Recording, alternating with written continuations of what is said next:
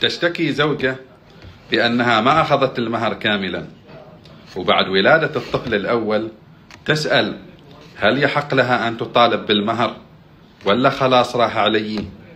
وقال تعالى: وآتوا النساء صدقاتهن نحلة. الله تعالى أمر بإعطاء الزوجة مهرها كاملا بمجرد عقد الزواج وليس بعد الولادة، وبالتالي المهر حق ثابت للزوجة بمجرد عقد الزواج سواء استلمته أو باقي عند الزوجة. العلماء اتفقوا أن المهر حق ثابت للزوجة بمجرد عقد الزواج، لا يسقط بالولادة أو بأي سبب كان إلا إذا تنازلت برضاها.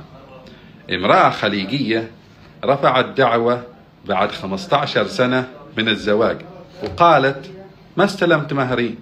الزوج أنكر، لكن المحكمة ألزمت الزوج بدفع المهر كاملا، لأن المهر حق ثابت للزوجة لا يسقط بالتقادم ولا بالولادة.